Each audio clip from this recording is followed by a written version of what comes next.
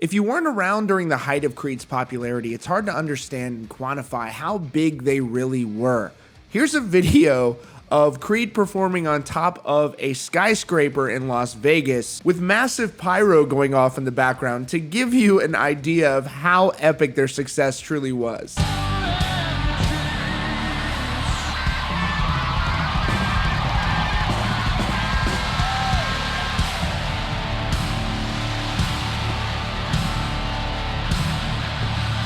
Now, before we get started, make sure you subscribe to Rockfeed with notifications on so you don't miss out on breaking news and updates about your favorite bands.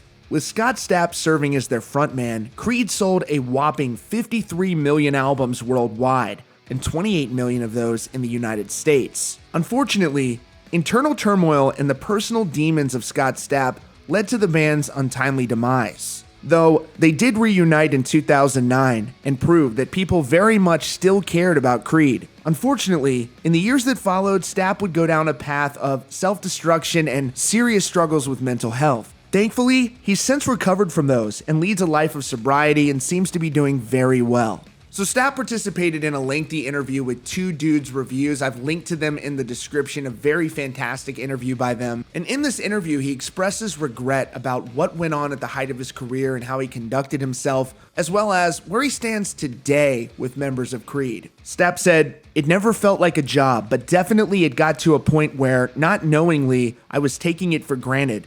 I think for me, I was too wrapped up in everything that was going on after the show and on off days, where I lost sight of how blessed and fortunate I was. I lost sight of my craft, and I lost sight of all the relationships and the people that never got any credit, that without them, we never would have been where we were.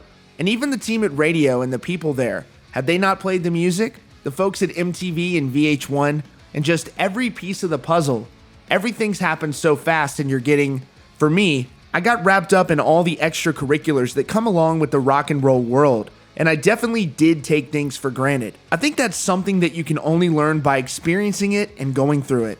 And I think that I know for a fact because I saw it with other people in my band and others that I've come in contact with through the years. It's the guys that go into this that have a strong family support system and strong family connections and a mom and dad or close family members that huddle around them when the success is happening, keeping them grounded, helping guide them not to make mistakes. When you have that, I think it's a gift, and you should never take that for granted.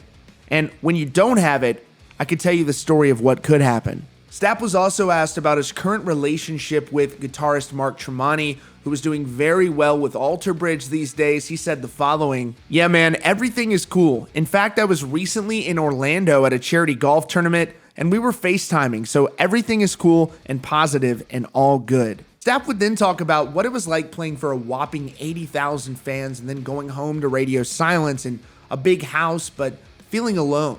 It's hard to go from, it's euphoric when you're out there and the energy that's going back and forth between the audience and you. It chemically does something to your brain, to your endorphins, to your body, and just to your soul.